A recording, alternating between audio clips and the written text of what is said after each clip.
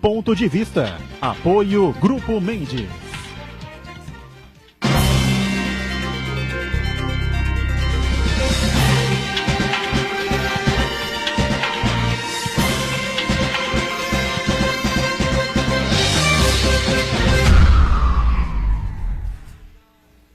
Olá, estamos abrindo aqui mais um Ponto de Vista. Você sempre com a gente, acompanhando conosco neste horário da 1h30 da tarde, horário do almoço, e a tradição da discussão da política, não é? Da economia e, claro, saúde, educação, meio ambiente, greve de caminhoneiros, enfim, todos os temas importantes que fazem o dia a dia, formam a pauta aqui da cidade, da nossa região metropolitana, e os temas de interesse nacional que, lamentavelmente, nos últimos tempos vem sendo de desinteresse da sociedade, né? Porque vamos combinar que ninguém merece uma greve desse tipo, né? Fica aí todo mundo apavorado, com medo de não ter abastecimento em supermercado, não ter remédio para comprar nas farmácias, não poder ter atendimento nos hospitais. Ainda bem que o estado de São Paulo, a situação é um pouco menos desconfortável, né? Um estado mais equilibrado, mais forte economicamente, sem dúvida nenhuma. Os supermercados são grandes, os hospitais têm um pouco mais de qualidade, mais de capacidade, né? E a gente pode resistir um pouco mais a essa greve que parece que vai devagarinho sendo solucionada, né? Reprise do Ponto de Vista, você acompanha com a gente também de segunda a sexta, aqui na Santa Cecília TV, sempre a partir das 20 horas, 8 da noite. E vamos falar sobre temas importantes, claro, né? Sobre essa situação toda que nos aflige, sobre empreendimentos aqui na cidade, na região. Sempre com satisfação recebendo o empresário Alex Mendes, ele que é diretor do Grupo Mendes. Tudo bem, Alex? Prazer tê-lo a bordo. Tudo bem, muito obrigado pelo convite. Com a gente também o Marcos Santana, sempre atento lá na ponta às redes sociais, às transmissões que fazemos aqui do Ponto de Vista, e a participação sua sempre importante aqui conosco. Tudo certo aí, Santana? Tudo certo, acompanhando os desdobramentos dessa grave crise, que é a paralisação dos caminhoneiros, que afetou o Brasil inteiro, e também o comportamento dos políticos de plantão, né? A gente vê os bons exemplos e os péssimos exemplos diante de como enfrentar uma situação de crise. E eu quero cumprimentar você que nos acompanha ao vivo, convidar você a participar do programa, mandando sua pergunta, crítica, sugestão, pelo Facebook, Ponto de Vista com Edgar Butrão, ou por e-mail, contato@pontodevista.tv.br. O programa também pode ser acompanhado ao vivo, também na internet, santaportal.com.br/tv. As edições anteriores ficam disponíveis também na internet, nosso canal no YouTube, na nossa página no Facebook. E você que nos acompanha na reprise, uma boa noite. Boa noite para você que está na reprise, mais do que nunca vale o nosso mantra, né? Agora com um aspecto positivo, né? Pior do que ficou esses últimos dias, aí não vai ficar, né? A gente acredita nisso. Então, só a tendência é tirar esse bodão enorme da sala para a gente voltar aí ao nosso dia, né? As nossas dificuldades, nossos problemas do dia a dia, mas pelo menos com combustível aí à disposição de toda a sociedade. Com prazer recebendo também o professor Adalto Correia, economista, não é? E que, claro, vai colaborar com a gente a tentar explicar um pouco aí dessa questão tributária, esse rolo todo, né, que toma conta do país e que levou à bancarrota aí os caminhoneiros, né? Tudo bem, Adalto? Prazer revê-lo também. Prazer, mais uma vez estar aqui, vamos lá para o debate. Muito bem. Bom, o Santana levantou a questão das posturas políticas, enfim, né? A gente precisa elogiar aqui a conduta do governador Márcio França, né? Porque não é brincadeira não você receber no Palácio dos Bandeirantes uma série de sindicalistas, enfim, um momento de extrema dificuldade, né? E o Márcio, com toda a paciência do mundo, que aliás é a grande característica do Márcio França, né?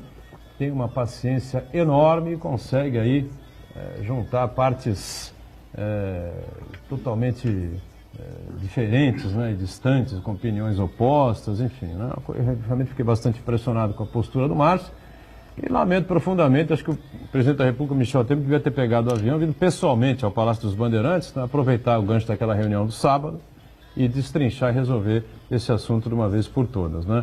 Agora fica aí a Câmara para votar um determinado projeto, o Senado para aprovar o outro projeto e o país aí nessa situação confusa que se apresenta. Eu queria, antes da gente questionar aqui e aproveitar a participação do Alex Mendes, né, pedir para o Adalto, então, fazer aí uma rápida avaliação, um rápido balanço aí de tudo isso, questão tributária, esse problema todo, o prejuízo que estamos tomando e por que Aliás, destacar aqui a manchete do Jornal da Orla, né? Foi uma manchete muito bem sacada aqui e que demonstra claramente essa situação que estamos. Porque chegamos ao fundo do tanque, né? E o Adalto responde aí, então, se conseguir, né, Adalto? Bom trocadilho, né? Fundo do tanque. Eu quero resgatar sempre a coerência histórica, né? Na sexta-feira me perguntaram o que eu achava da política de preço da Petrobras. Eu acho que é uma política acertada. Eu não sou contra a política de preço da Petrobras. Porque, e aí me olharam assim de uma forma meio estranha. Eu falei assim, bom, há tempos atrás, a Petrobras foi muito mal gerida, tinha se transformado num instrumento político do governo, né? Nós pegamos também os anos 80, se nós resgatarmos os anos 80 e anos 90, quando nós tínhamos a política do preço do petróleo, do preço da gasolina, que era ditada pelo governo, né? E quando você não atende a dinâmica de mercado, não tem jeito, você vai acumulando uma fatura que lá na frente vem. As pessoas que hoje criticam a política de preço da Petrobras foram as mesmas pessoas que há bem pouco tempo atrás estavam criticando e criticaram a política da presidente Dilma, que levaram a Petrobras ao fundo do poço, né? Por quê? Para controlar a inflação, você teve uma política de preço que você foi retraindo, conduzindo para uma empresa um prejuízo que na realidade, uma distorção de preço. Bom, então qual que é a saída, no meu ver? Né? O preço, o custo da produção dos derivados de petróleo, o preço do custo do petróleo, ele é em dólar. Nós temos um problema cambial, que não é nosso, não é? Ele é planetário, e ele nos afeta nesse momento também, em parte pela nossa lição de casa não feita. Então você tem uma commodity internacional, ok? Então essa é uma variável que nós não temos. Daí que entra governo.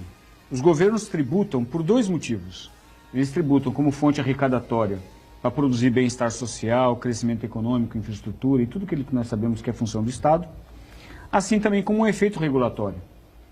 Então, o Estado, quando percebe que, quando tem uma determinada situação que você, por exemplo, do preço de alguma commodity ou de inflação ou coisa parecida, ele atua através do colchão que ele pode, que são os impostos. Só que nós estamos num limite tão grande de custo do Estado, de custeio do Estado, que o Estado arrecada somente para arrecadar. Ele não arrecada também para fazer política pública. Então ele não tem colchão, ele não tem poupança pública, não é? E ele não consegue abrir mão de um centavo. Se nós pararmos para pensar que alguma coisa em torno de 50% do preço da gasolina na bomba é imposto, É um absurdo. bom, nós estamos mirando para a Petrobras. A Petrobras é uma empresa que perdeu capacidade de investimento. Não vamos falar só de desvio de recursos. Parece que foi só corrupção, a Lava Jato que destruiu a Petrobras. A Petrobras é grande demais para isso, não é? Óbvio, então você vai lá e elimina meia dúzia de chupim, não é? de célula cancerosa no setor público, que é fundamental, que está corroendo esse corpo, né, chamado Estado. Você precisa eliminar isso. Ok, mas isso não resolve os problemas da Petrobras. A Petrobras chegou a tal ponto que ela perdeu capacidade de investimento. Ela perdeu capacidade de investimento. Então ela vai lá e coloca uma política de preço justo. Agora, o quanto chega para o consumidor é uma questão tributária. Como nós chegamos no limite contributivo, o Estado está arrecadando o máximo que pode de todo mundo e não pode abrir mão de um centavo, porque o custo da máquina é elevado, a gente fica olhando para a Petrobras. Eu acho que, para mim, está mirando errado. Ou seja, nós estamos pagando imposto muito além do que podemos, do que devemos, do que podemos, para sustentar um Estado monstruosamente gigantesco e que não faz o que deve, né? Basicamente é isso. Eu acho que tem que vir à tona um outro discurso também, que não é um discurso novo, que é da reforma tributária, né? Ela está se mostrando cada vez mais, e agora, nesse momento, né, os caminhoneiros levantaram de novo esse ponto, A nossa parte tributária está acabando com o país, está acabando com as economias de todo mundo, né? Está dentro de casa o problema hoje já. Diga, Santana.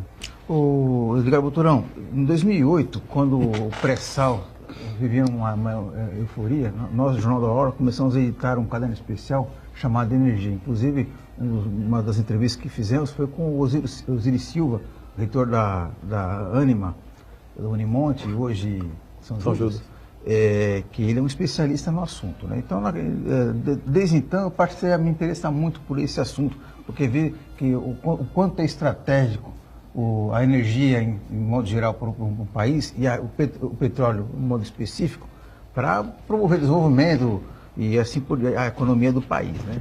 Então, eu tenho uma visão um pouco diferente do Adalto com relação a essa política de preço da Petrobras, porque, na verdade, Pedro Parente, quando assumiu, ele conduziu a política de energia do Brasil para um outro sentido completamente inverso. O Brasil, a partir do momento que ele descobriu as reservas de pré-sal, ele caminhava para a autossuficiência do consumo de energia vindas de hidrocarburantes no Brasil.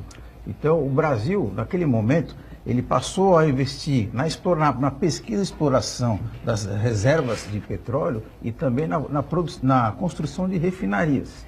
E se não houvesse a corrupção no meio do caminho, isso daí nos levaria a um cenário muito positivo.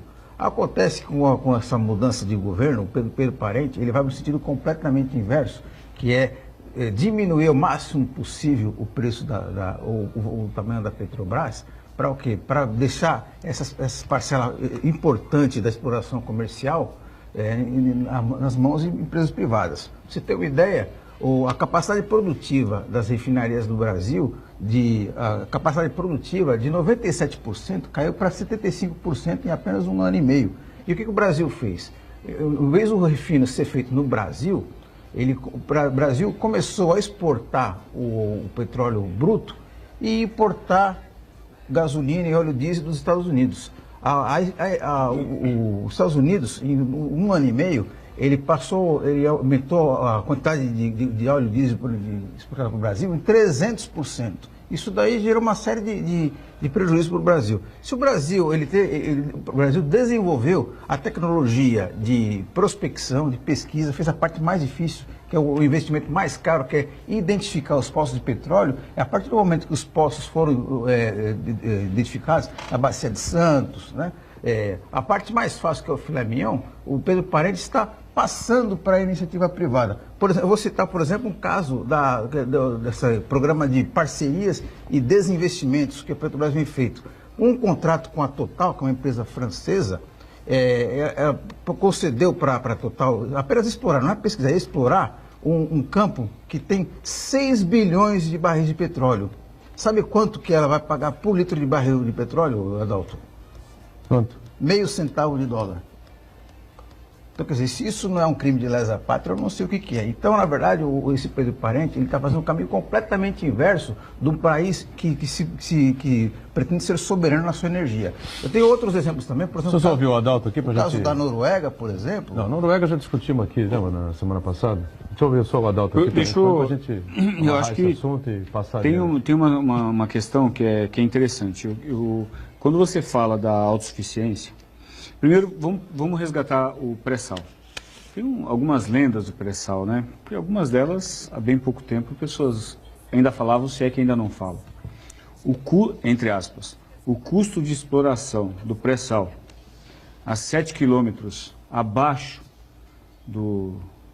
depois de 2 quilômetros de lâmina d'água, é inviável, e o pré-sal é uma grande brincadeira. Eu ouvi algumas pessoas muito inteligentes falarem isso, né?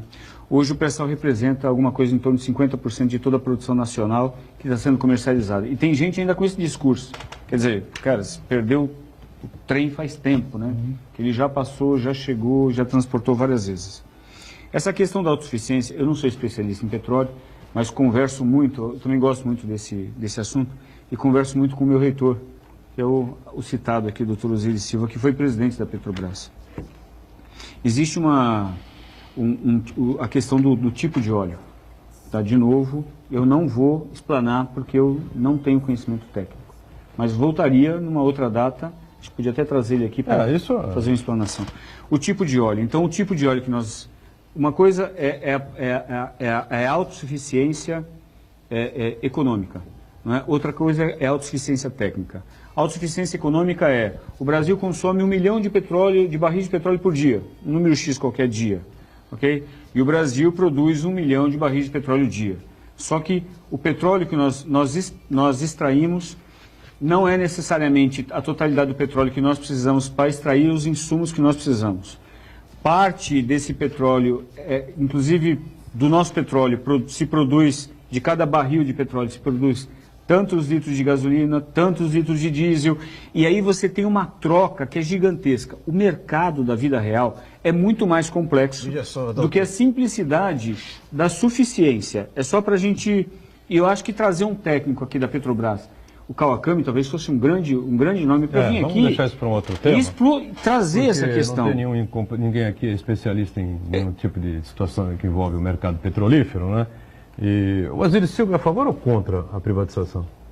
Ele é a favor, assim, o que acontece?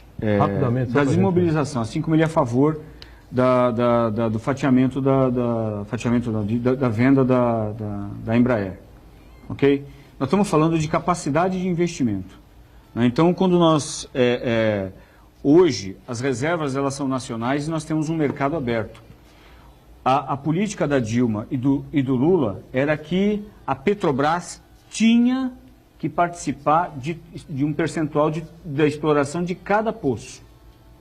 Por falta de dinheiro, os poços viraram uma plataforma, um leito eterno, sem capacidade de exploração. E aí que vem a incoerência com relação à questão do preço. Porque você praticar preço de mercado é fundamental para você resgatar a capacidade de investimento da empresa.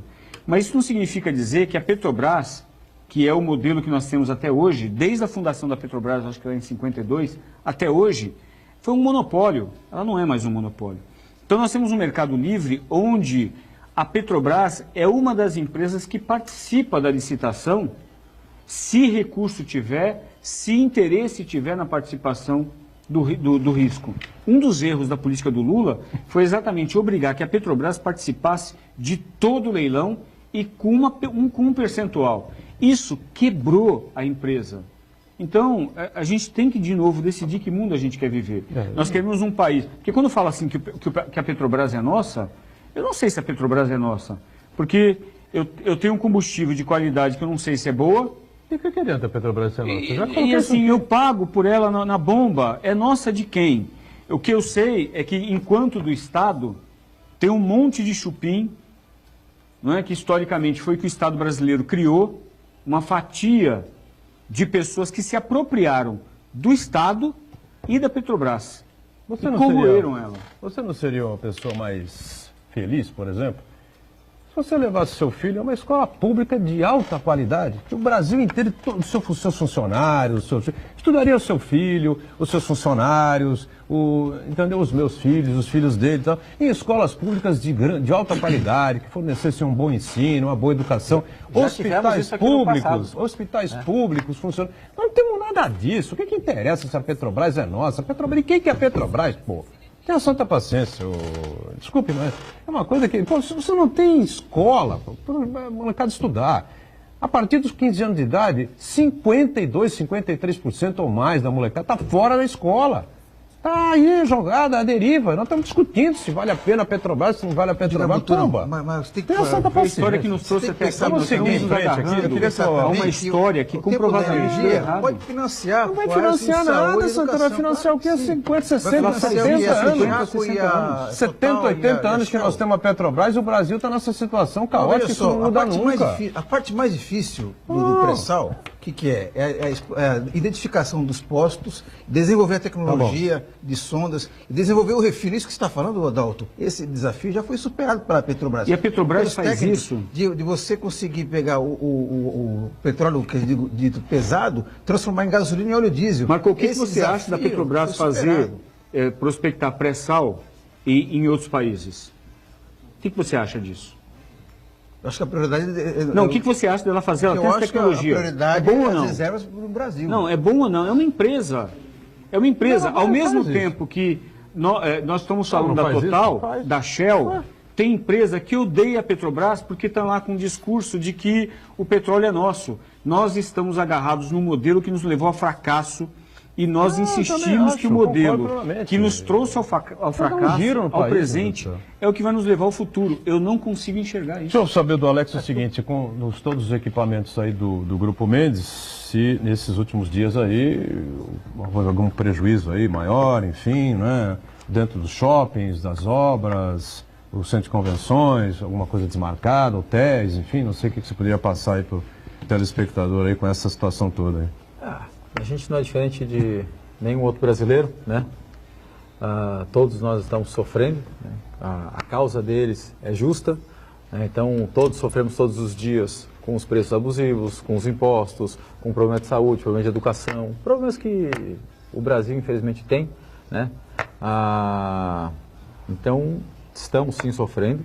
A gente teve nos hotéis cancelamentos de hospedagem, de pessoas que foram embora mais cedo, eram para ficar aqui mais tempo, pessoas que deixaram de vir no final de semana, pessoas que já cancelaram a sua vinda nesta agora tem um semana feriado, aqui, né? Porque não sabe quantos dias elas vão conseguir trabalhar, nem se chegariam Só aqui ou ficar com não, medo, né? Claro. não sabe se vai ter combustível para voltar. Então, tudo é afetado. Na obra também, a gente tem alguns insumos, alguns fornecedores que vêm de São Paulo e os caminhões ficaram presos na estrada e também não conseguiram vir. Então, o transtorno houve e ainda está havendo.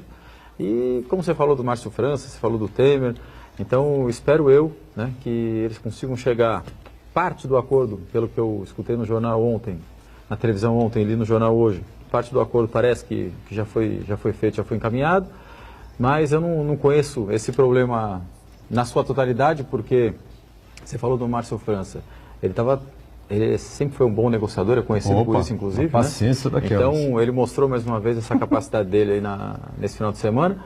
Mas o problema não se resume somente ao Estado de São Paulo. É, claro. Você tem o resto do Brasil, que isso o Márcio França não consegue debater, não tem braços para aquilo. E aí aquilo tem que ser feito ou de Estado em Estado, né? Ou tem que ser feito em Brasília. Quer a gente gostando ou não, mas é lá que tem que ser resolvido. E eu não sei o tempo que eles vão demorar para isso.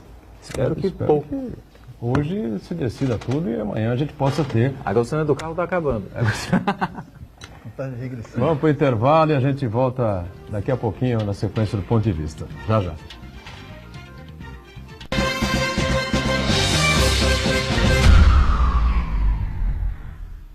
Existe um lugar em Santos onde você encontra os empreendimentos mais fascinantes da região. Um lugar amplo, aconchegante, feito para oferecer o melhor atendimento para você. Um lugar que reúne as melhores opções residenciais e comerciais nos bairros mais nobres de Santos. Um lugar que a gente nem precisava dizer, porque você já sabe. Central de Vendas Grupo Mendes, Rua Guaiaó 55, Aparecida. Venha fechar um bom negócio para abrir as portas do seu novo lugar.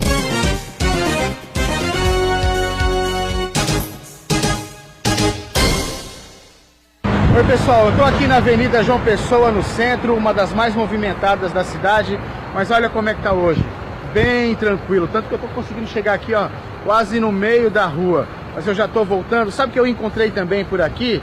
Vaga de estacionamento. A gente sabe que é muito complicado estacionar aqui no centro, mas olha só a zona azul, ó, tá sobrando vaga de estacionamento, movimento bem tranquilo por aqui, bem fora do normal. Mais tarde eu volto com mais informações para você sobre os reflexos da greve. Até!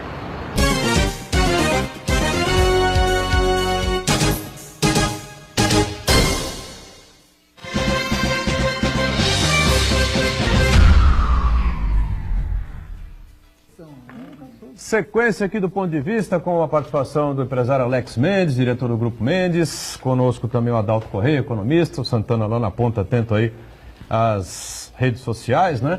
E a gente fica aqui sem saber exatamente o que dizer por esse problema todo que estamos enfrentando, né? Mas temos expectativas e perspectivas sempre positivas, né? Tem obras acontecendo, projetos sendo desenvolvidos aqui pelo grupo. O Alex vai falar um pouco sobre esses temas. Tem o projeto do Sheraton Hotel que está vindo aí no bairro da Aparecida, né? Naquele complexo ali que fica entre o Praia Mar Shopping, entre o Corporate, Praia Mar Corporate, enfim, né? E vai cumprir o prazo ou não? Opa. Olha aí, hein? O prazo continua, né? A previsão é a mesma, não mudamos ainda. Agosto, né? O prazo está muito apertado, e agora... Você foi prejudicado agora? Com esses últimos acontecimentos aí, o gargalo aumenta um pouco mais, né? E a responsabilidade também, porque meu pai sempre foi conhecido pela qualidade de suas obras e pelo seu prazo de entrega, né? Sendo cumprido. Então, a gente tem essa dupla responsabilidade aí. Mas o nosso prazo de entrega de inauguração do hotel é 2 de agosto, que por acaso é uma data que pra gente é uma data especial, que é o aniversário do meu pai. E a gente queria fazer essa homenagem para ele. E eu não tenho até agosto para entregar o hotel. Eu tenho que entregar o hotel um mês antes. Então eu tenho até dia 2 de julho para entregar o hotel, mas acho que aí a gente você consegue. Entrega em 2 de julho e aí a Sheraton fica 30 dias assumindo o hotel, testando os equipamentos, ver se tudo funciona, treinando os funcionários que começam a entrar agora a trabalhar no meio desse mês. Já tem uma equipe deles aqui trabalhando, gerente geral, gerente de manutenção, tem uma equipe já gerindo isso, né? Então o nosso prazo para entregar o hotel 100% pronto, quando eu digo 100% pronto é com televisão, cortina, carpete, tudo, limpo, absolutamente tudo. Tudo né? funcionando. Não falta absolutamente nada. Se você quiser lá, meu prazo é até 2 de julho, se você quiser lá dia 3 de julho passar uma noite, você consegue, né? Os funcionários não vão estar treinados, você não vai ter uma experiência talvez muito boa. Mas... não vão estar treinados ainda? Ainda não, vão estar no seu início. Perfeito. Né? Bom, é uma obra, como o Alex costuma falar aqui pra gente, aqui, né? É uma obra um pouco diferente da que vocês estão acostumados, né?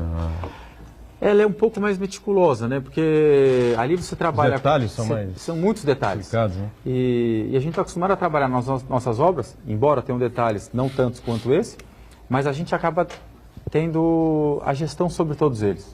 E nesse caso do Sheraton, a gente tem que passar para a aprovação do Sheraton, seguir uma padronização deles, né? Eles têm uma certa flexibilidade nessa padronização, mas é uma padronização. E para a gente foi um primeiro desafio que a gente teve foi entender e começar a seguir essa padronização deles. Que hoje, depois de 1 ano e meio aí trabalhando em conjunto com eles, eu acho que é muito bom, porque senão em algum momento a gente ia acabar se perdendo nisso. É muito detalhe. Pois é, a gente fala, né, Adalto, da dificuldade que tem a região aqui de retomar empregos, postos de trabalho, enfim, né, dificuldade danada com a diminuição do trabalho braçal no porto e com esses problemas todos que a gente vem vivendo também no polo industrial de Cubatão, muitas demissões, essa coisa toda, né? O porto reage de outra maneira, né? Outra forma de trabalhar, a questão da informatização, né? Toda a tecnologia que envolve aí agora os serviços portuários, evidentemente, mas deixou muita gente sem ter o que fazer, né? Que é profundamente lamentável. E o pessoal vira muito a bússola para a área do turismo, né?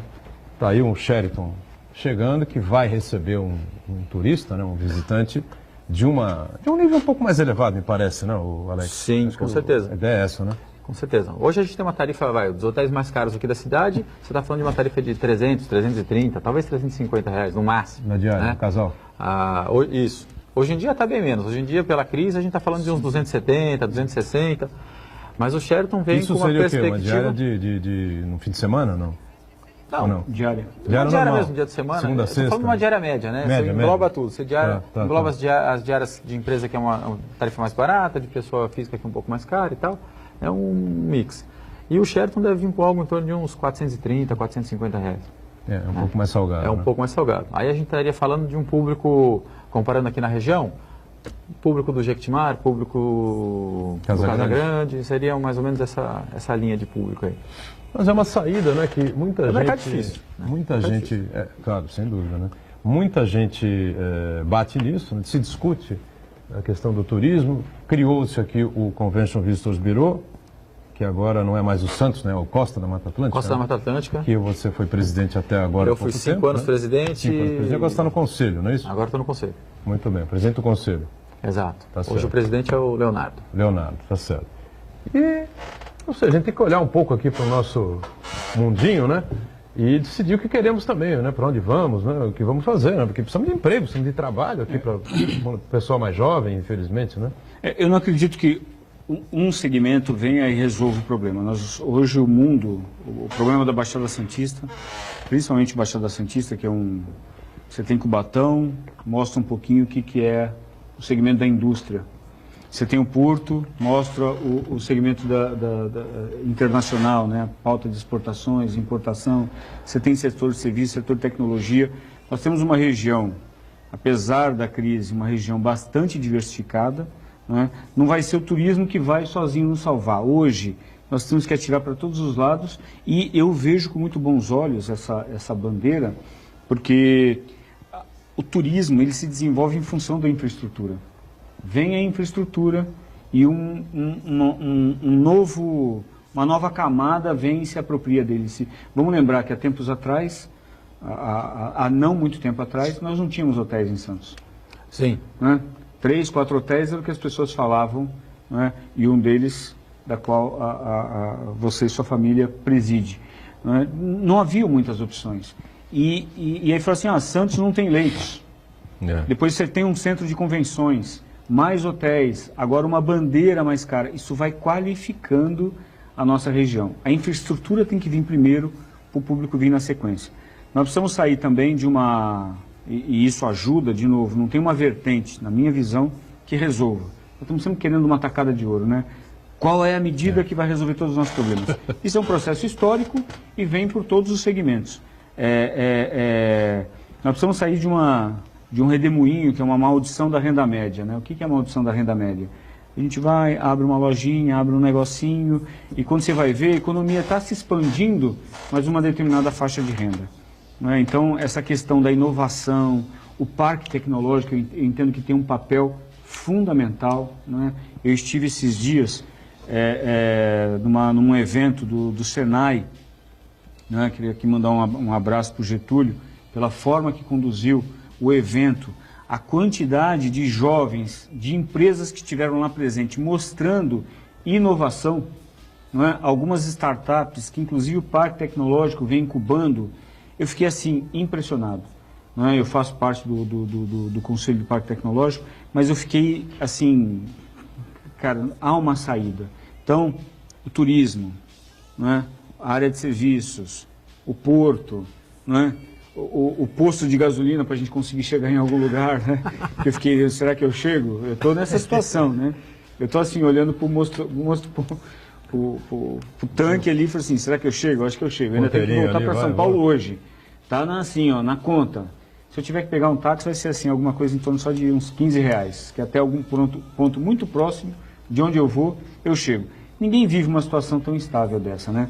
Mas eu vejo com bons olhos, concluindo, a questão do hotel, porque ele traz uma infraestrutura diferenciada, que atrai um público diferenciado, que vai colocando a gente num patamar diferente. De novo, é uma nova história se construindo, assim como foi o centro de convenções. Doutor, agora concordando, complementando, eu acho que o Sheraton identificou uma boa oportunidade de negócio ao se instalar aqui, dentro dessa diversificação que você está falando, né? Então, nós temos aqui boas perspectivas de explorar o turismo corporativo, turismo ecológico, turismo de aventura, né? O turismo praiano, né? O turismo de comércio também. Então, eu acho que o Sheraton vem num bom momento e está se antecipando a uma tendência, um ciclo virtuoso que a região pode experimentar. Ô Alex, como ex-presidente do Biro, agora presidente do conselho, enfim, né? Como diretor do Grupo Mendes, você e o Paulo acompanhando o Armênio há tanto tempo lá no grupo, enfim, o Armênio sempre teve uma visão muito ampla, muito aberta das coisas, tanto que fez o que fez, né? Abriu enormes espaços aqui na cidade, não só como... Eu já disse aqui, a gente respeita todos os empresários da construção civil, não tem dúvida nenhuma. O cara para construir um prédio tem que ter coragem de Jó, meu amigo, não é brincadeira não. Botar o cacau ali, aguentar aquele tranco lá até o prédio subir, começar a vender, né? Enfim... Eu diria sempre, né? Eu elogio e tiro o chapéu. Mas ele foi um homem diferente, com uma visão, um visionário, né? Ele enxergava onde ninguém via, tá certo? E isso fez com que 3 shoppings fossem construídos na região pelas mãos dele, do grupo, enfim, né? E outros, choperia, a casa de shows, discoteca Capital Disco, enfim, tudo isso, né? Então vocês têm essa vertente aí, né? Do entretenimento, do lazer e do turismo também na veia, no sangue. Não é só a questão do concreto e da construção civil propriamente dita. Então você, além disso, você presidiu o Biro, teve muitas discussões, muitos debates aí com o pessoal com os outros empresários da região, com gente de fora, com a classe política aqui da cidade, da região metropolitana, enfim. E a impressão que fica é que a gente vai e não vai. A gente vai e falta alguma coisa, enfim, eu estou errado, não é bem assim, a coisa está indo. Não, eu acho que você está certo, né? Lamentavelmente, vou tentar te explicar por quê. Primeiro, eu vou falar um pouco aqui do grupo. O grupo, na verdade, até a parte da construção civil, ele olha a parte de turismo, porque a gente procura caprichar na fachada dos prédios, para que aquilo fique uma coisa bonita, harmônica. Isso. Meu pai sempre teve muito essa preocupação. Então, por quê? Porque ele amava essa cidade, né? E tudo aquilo que ele fazia com essa visão. Eu não vou fazer mais eu não vou fazer para ganhar dinheiro. Óbvio, fazia também para ganhar dinheiro, mas fazia alguma coisa que ele ia se orgulhar, né? Não simplesmente, ganhei dinheiro ali e fui embora, né? Então ele tinha prazer de tudo aquilo que ele fazia. O Centro de Convenções tem 16 anos. E foram 16 anos, estão sendo 16 anos de sofrimento. Por quê? Você falou que há alguns anos atrás a gente tinha falta de hotéis. Então a gente tinha um centro de convenções gigantes e não conseguia colocar algum evento ali na sua capacidade, porque não cabia na região. Até fizemos isso algumas vezes, foram 4 para ser exato, e a gente acabou pagando o preço disso durante muitos anos. Por quê? Porque o mercado é um mercado pequeno e o mercado acabou espalhando essa notícia que a cidade não tinha capacidade de atender um evento grande. Então os eventos grandes não olhavam mais para Santos. E aí depois veio o atraso daqueles hotéis lá no Canal 3 na praia, que isso também foi outro dificultador para o mercado. Então agora, nos próximos 2 anos, a gente imagina que os eventos grandes vão conseguir vir para Santos. Pelo menos isso é uma expectativa que a gente tem, porque os hotéis já estão aí, já viraram uma realidade, não é mais sonho, né, nem promessa de ninguém. Então o mercado agora também, como é pequeno, essa notícia se espalha, e a expectativa agora é que eles passem a ter Santos como uma opção.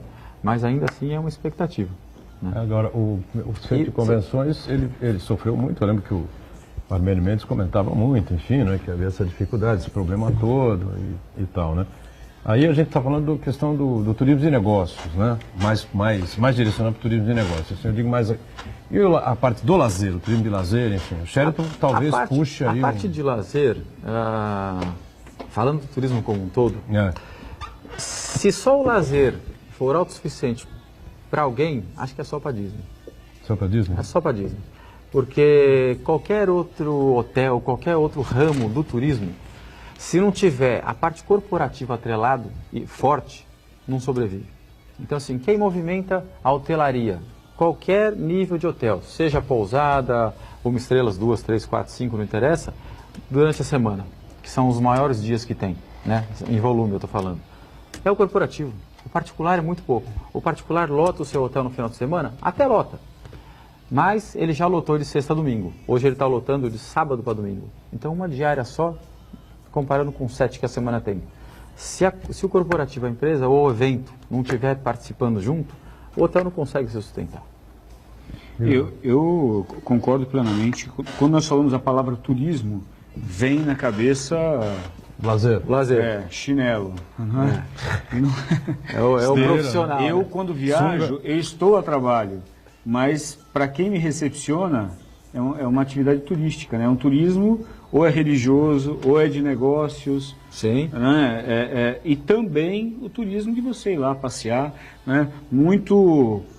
Eu gostei da análise, né? Essas cidades que têm algum potencial turístico, que as pessoas vão lá só para aquilo, né? Vai ver campos, fantasma durante a semana e no fim de semana você não anda na rua. Lotado. Né? Então você não tem a demanda efetivamente distribuída. E tem um potencial muito grande aqui para a região, né? Porque as pessoas não querem ir para São Paulo. Eu tenho um sonho, quero confessar para você, viu, Alex? Eu quero trazer, eu quero trazer um evento da HSM aqui para Santos. Eu já falei com o Guilherme, que é o CEO da HSM, que é uma empresa nossa, que faz os eventos em São Paulo. Eu já falei para ele. Você vai precisar de um centro de convenções? Santos, não, local, é no centro. Local eu tenho para te indicar. É no centro de convenções.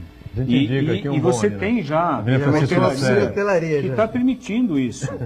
Que está permitindo isso. Porque as pessoas querem fazer um evento, um congresso, né, um summit, em Santos, pô, isso é atração no Brasil inteiro. As pessoas, pô, eu quero ir para lá. E São Paulo, fala, putz, o cara sabe que é do hotel para o centro de convenções, do centro de convenções para o hotel, não passa disso. Então, nós temos esse potencial. Nós temos esse potencial, que é muito melhor que o de São Paulo. Ah, com certeza. As distâncias são menores, você não tem trânsito. Existe uma característica aqui em Santos, é engraçado, dificilmente as pessoas percebem isso, mas com o tempo e com a vida louca que todo mundo leva, você anda de carro para lá e para cá e tal, você não para caminhar. O pessoal pode Parte fazer do andando, público né? que participa de eventos aqui, pelos hotéis serem próximos, eles vão a pé. A cidade é segura, né? Ainda é uma, a gente pode considerar uma cidade segura. Então existe essa característica que é nossa aqui, é nossa. Mas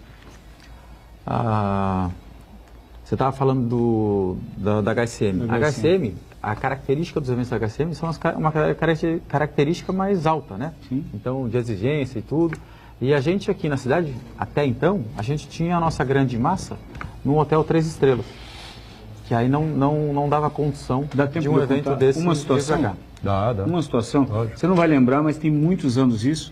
Nós tivemos um evento nosso, né, da então Unimonte, e eu lembro que não tinha hotel. Né? Eu liguei para você, assim, estou com um problema, que era o pai do nosso presidente, Luiz Castanha, se hospedar aqui, e não tinha hotel. Aí o Daniel me ligou e falou assim, putz, vê se você consegue alguma coisa aí. Eu lembro que eu liguei para você e falei assim, Adalto, eu vou ver o que eu consigo fazer para você. Achei uma vaga, acho que foi até no balneário, eu não lembro. Tem muitos anos isso. Aí você desliga o telefone e fala assim, caramba, consegui. Que sufoco. Quer dizer, isso não é normal. Não, infelizmente. Isso não é normal. Você tem que pegar o telefone, ligar para o dono do hotel, ver se você consegue uma vaga. Ele não desalojou ninguém. Aqui ali você não consegue, né? Você está vendo no geral. É porque, na verdade, você tem uma série de questões. Você tem a própria organização do evento, que ela te pede ali 1 ou 2 apartamentos por vezes, que você tenha de stand-by, porque ela também se atrapalha, né, na sua própria organização. Então, você acaba solucionando alguns problemas por ali. Mas, só finalizando aqui a parte do turismo, eu acho que na verdade, eu tenho para mim, de certa forma, que se a região ou a cidade não depender do turismo para viver, dificilmente ela vai ter um turismo forte, né? Então, comparando a gente aqui com o Nordeste. O Nordeste, se não tiver turismo, ele não sobrevive. Acabou. Não sobrevive. A gente, se não tiver turismo, infelizmente, a gente acha que sobrevive tranquilamente sem ele. A gente poderia, e de fato sobrevive sem ele. Só que a gente pode viver muito melhor com ele somado a tudo aquilo que a gente já tem. E isso é difícil das pessoas entenderem. Quando você lota um hotel, por exemplo, o cara liga lá pro hotel, o balneário, por exemplo, está lotado e tal, não sei o quê.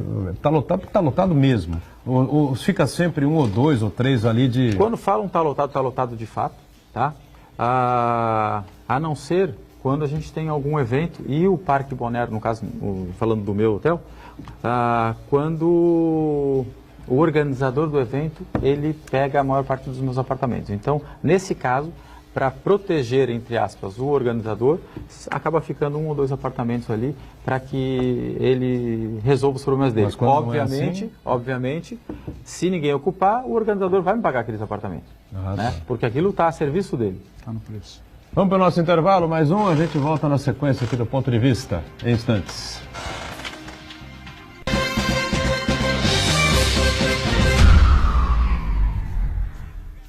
Existe um lugar em Santos onde você encontra os empreendimentos mais fascinantes da região. Um lugar amplo, aconchegante, feito para oferecer o melhor atendimento para você. Um lugar que reúne as melhores opções residenciais e comerciais nos bairros mais nobres de Santos. Um lugar que a gente nem precisava dizer, porque você já sabe. Central de Vendas Grupo Mendes, Rua Guaiaó 55, Aparecida. Venha fechar um bom negócio para abrir as portas do seu novo lugar.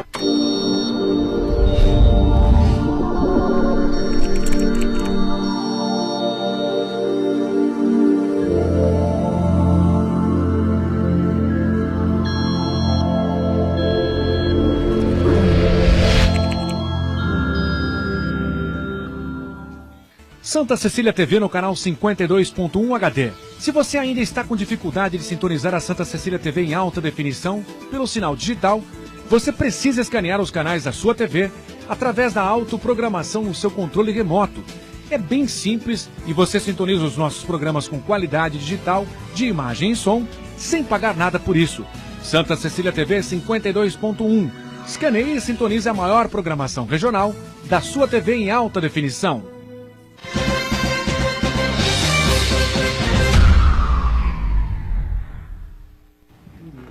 Muito bom, sequência aqui do ponto de vista, né? Eu tenho uma curiosidade aqui com o Alex Mendes, porque alguns anos atrás o grupo comprou um hotel ali no Gonzaga, em frente à praia, chamado Hotel Avenida Palace. Foi isso, né? Compraram o hotel inteiro, o imóvel, enfim, né? E tinham lá um projeto, um objetivo com aquele imóvel. De repente, após a assinatura do cheque, o pagamento do Grupo Mendes, na época encabeçado pelo Armênio, né, veio a informação de que o hotel havia sido tombado pelo Condepasa. Né? Isso faz uns 8 anos, aproximadamente, 10 anos. Não, 10 anos acho que é muito, né?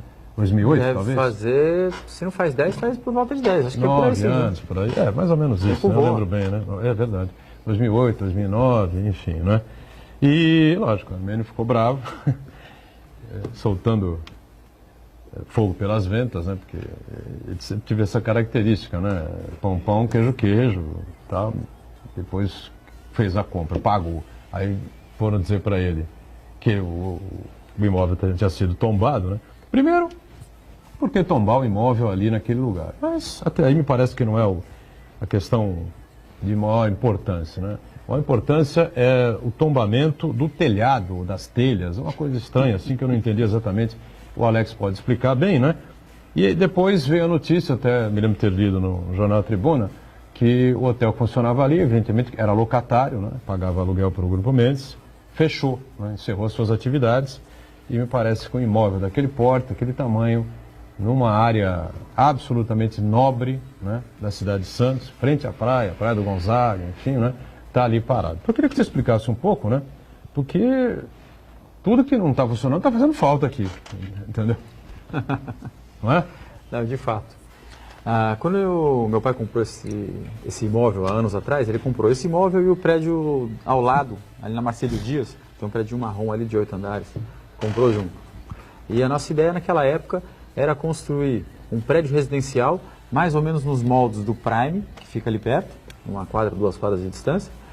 E na Marcílio Dias, pegando parte do terreno da avenida e o terreno desse predinho, fazendo um hotel de 220 apartamentos, se não me engano, né? E acabou que o projeto não foi para frente. Na época a gente não tinha tantos hotéis na cidade como tem hoje. E o projeto não foi para frente justamente pelo detalhe que você falou do telhado, né? Porque a concepção é que a gente, de fato, mantivesse toda a casca do prédio, como assim diz a lei, mas o interior a gente poderia mexer. Só que a gente também precisaria mexer para viabilizar o projeto na parte do telhado, ou seja, a gente subiria, né, bem rente a fachada do prédio com a estrutura nova. E isso não existe, essa possibilidade. A gente tem que recuar, acho que E esses estudos vocês tinham acho. feito já com antecedência, antes Não, da na verdade, compra. essa questão do telhado era uma questão que não estava clara na época, por isso que o projeto foi montado dessa forma. Então, depois ficou claro que o telhado estava lá sendo tombado. Na verdade, essa discussão existe até hoje, né? Isso fez com que descaracterizasse todo aquele projeto que a gente tinha. E ele já não era tão, economicamente, ele já não ficou tão viável como estava aparecendo no início. Então a gente acabou mantendo o inquilino que estava lá, operando o hotel, então a gente não tinha um porquê fechar o hotel. O inquilino mudou ao longo desses anos e agora, mais recentemente, a gente teve, infelizmente, que tirar o inquilino de lá, por não estar cumprindo ali com as obrigações dele, e a gente não tem condição de operar aquele hotel, né?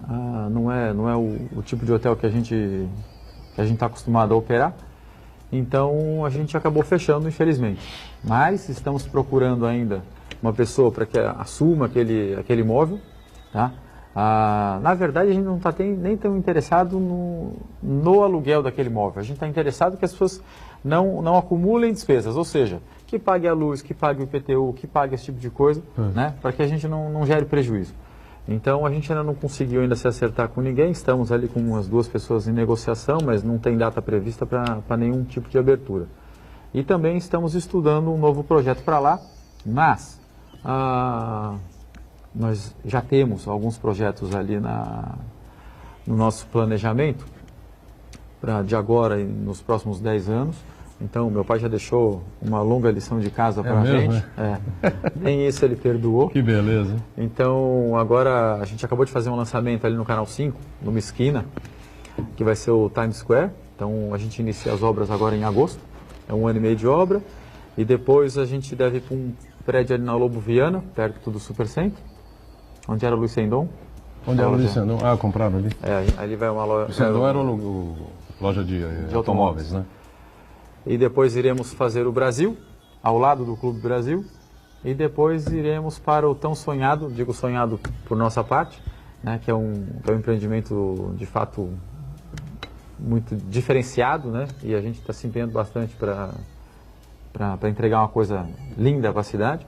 Então a gente vai ali para o Navegantes, que é ali nos clubes. Pega o Regatas, o Vasco e o Saldanha.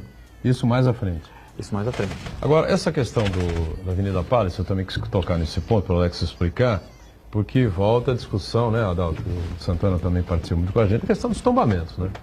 O nego vai tombando. Poderíamos ter ali na praia um outro projeto meio revolucionário aqui na cidade de Santos, né? Uma coisa, como o Alex explicou aqui, seria o prédio seria mantido, a fachada seria mantida até o último piso, né? A última laje dele, e depois para cima seria feito aí um prédio mais moderno, enfim, que poderia ser um outro atrativo. Era uma coisa mais neoclássica, era uma coisa assim que até acompanhava não um pouco fugia da muito fachada. da fachada, né? Mas aí faz o tombamento do prédio, eu não sei, se posso estar enganado, tem alguma história ali no Avenida Palace? Ou é porque é o Avenida Palace que foi... Ele é antigo. É um prédio de 100 anos, é um prédio centenário. É como o outro do Atlântico. Do Atlântico. O Atlântico também é tombado, antigo, também é legal, tombado, da tal, Savoy. uma fachada bonita, enfim e tal. Que também tem um projeto e não consegue realizar. Também Mas por causa dessa situação. O projeto dela é um pouco mais moderno, é um pouco mais... Arrojado. Tem muito vidro e tal, tá bonito, mas tem muito vidro aí, acho que... Se o meu tá difícil, deles então... E a gente cai de novo nessa discussão, né, Adalto? Eu entendo que de tempos em tempos a gente teria que, o Estado, né, o governo tinha que pensar o que é a cidade do futuro, puxar essa discussão. Não sou especialista, não sou arquiteto, mas entendo que há uma grande diferença entre velho e antigo. Tem 100 anos. Tá, mas qual é o potencial da região? Como é possível crescer preservando características? Né? Mas uma coisa que seja mais moderna, porque senão a cidade não aguenta, né? Vamos pensar, olha o centro da cidade. Né? O centro é antigo ou o centro é velho? Fica essa grande discussão. O centro está morto. Isso é uma certeza. Ao meu ver, o centro hoje é mais velho do que antigo. Então. Mais velho do que histórico. E uma certeza. Mais velho que histórico. Ele está morto. Antigo que eu digo é histórico. Sim, é histórico. O que é velho e o que é histórico? Ou como é que você resgata a modernidade preservando alguma história, não é? Mas sem impedir a modernidade. Que a gente também pode bater numa tecla e falar assim, ok, você ganhou, mas está morto. Não é? Como eu vejo o centro, que é um patrimônio da cidade, morto. Isso é uma pena, né? Revitalizar significa trazer vida, né? Trazer atividade humana ali para aquela região. Um prédio só para ter um pretenso valor arquitetônico vazio, aos escombros, não interessa. É rediscutir os conceitos, né? Que alguém fez essa lei lá atrás. Tá bom, vamos trazer ela para um tempo presente. Claro, tem que ser revisto. Preservando o conceito da história, mas dentro de um momento atual. Ela precisa ser revista. Acho que esses pulos históricos a cada intervalo de tempo são necessários, porque senão a gente fica... Acho que a gente não pode esquecer, Santos, a nossa cidade aqui, ela é intimamente ligada à história do Brasil. Então, assim, a gente não pode esquecer disso nunca e nem deveria. Mas nem por isso tem que ser uma coisa que você não possa mexer em hipótese alguma. Se você for abrir o mapa de proteção do centro de Santos, você não pode mexer em basicamente nada lá. Nada lá. Embora o prédio pode não ser novo, mas se ele estiver ao lado de um prédio mais antigo, você também não pode mexer nesse novo. Tem o raio de proteção. Então, você inviabiliza qualquer tipo de modernização. Haja vista que a internet no centro é muito ruim. porque não tem estrutura para passar uma internet de alta velocidade, né? Então, está fazendo com que hoje, com que parte das empresas que historicamente sempre foram no centro, saiam do centro para ter um pouco mais de estrutura e ter um pouco mais de modernidade, né? Tecnologia, tudo anda para frente. Final dos Então, anos... o centro está sofrendo bastante com isso. Final dos anos 80, subiu um prédio, um amarelão, edifício Nilo Branco, né? Exatamente na rua 15 de Novembro, esquina com a Rua do Comércio, exatamente em frente à Bolsa Oficial do Café. Exatamente. Aquilo ali deixou o pessoal do centro, a turma do café, e eu trabalhava na área na época, né? Absolutamente revoltado, indignado, enfim. O terreno era dele, ele está aí vivo, né? Pode contar a história. Conheço ele. Conhece ele, né? Eu também conheço. Está aí vivo, pode contar a história, enfim, como é que foi a construção, como é que foi feita a obra e tal, a construção, e subiu aquele amarelão ali e tal, o pessoal ficou indignado, porque a Rua 15 era absolutamente, você andava na Rua 15, parece que você estava no século XVIII, né? Ainda assim. Bastante interessante, ainda assim, né? Interessante. E a Bolsa do Café ali, imponente, né? Não havia nem sido retomada ainda, a Bolsa estava fechada até aquela época, né? Depois foi feita aquela ampla reforma no governo do Covas, essa coisa toda.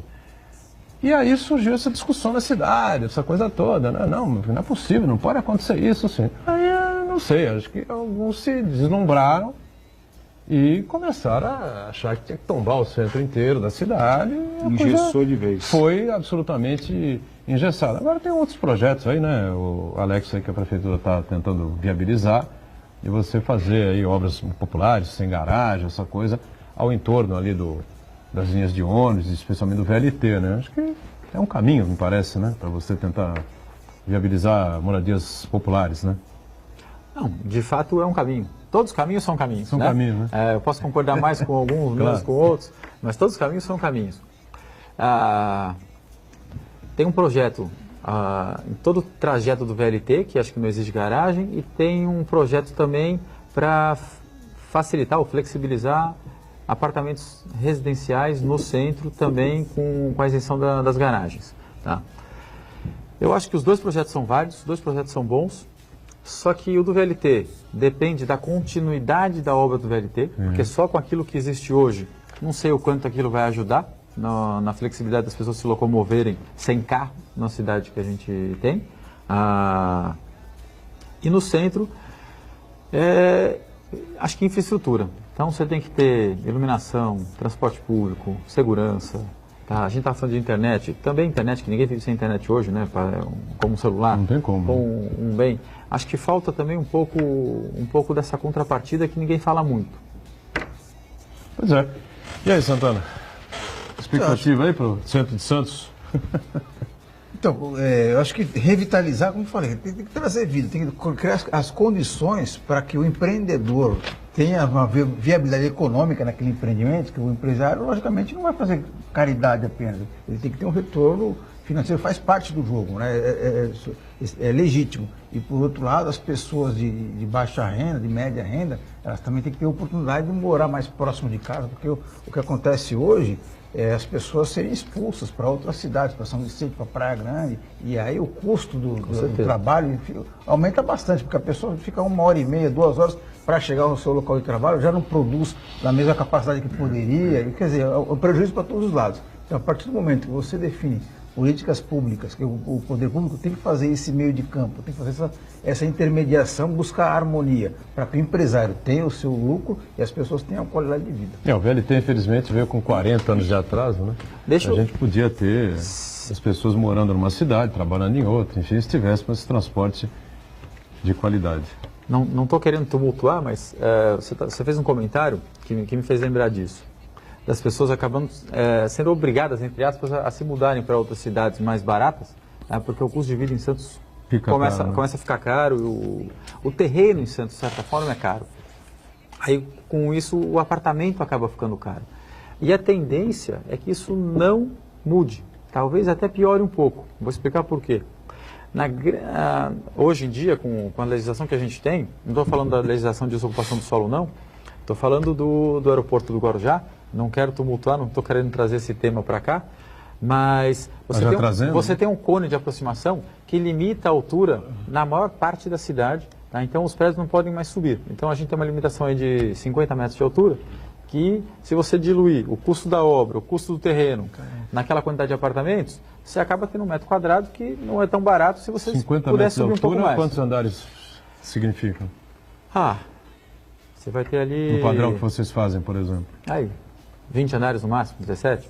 Vai ficar nesse limite? É. 20 andares no 17 máximo? andares. Mas tem 50 prédio andares aí é de 17 andares. 25, 28? Então, raio do aeroporto, né? depende na Ponta da Praia é o único lugar que mais ou menos você está liberado. E na divisa com São Vicente também está liberado. O resto, que é basicamente a cidade inteira, o resto está toda nivelada nesse sentido. Nesse sentido. Então, assim, vai ser uma característica, acho que inevitável. Os próximos lançamentos vão acabar fugindo um pouco dessa parte mais baixa da cidade, mas chega uma hora que vai acontecer ali também. Porque o terreno é de alguém, é de algum construtor, e alguém vai ter que comercializar aquilo.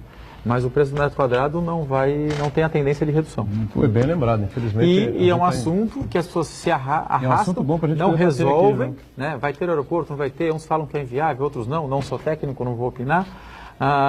Mas assim, ou faz ou não faz, Claro. mas resolve a questão. Evidentemente, é absurdo, né? Essa história do aeroporto metropolitano é outra lenda urbana aqui nossa. Alex, obrigado pela presença aqui e tem uma outra conosco, viu? Valeu, obrigado. Obrigado a você, sempre que quiser, estou à disposição. Muito bem.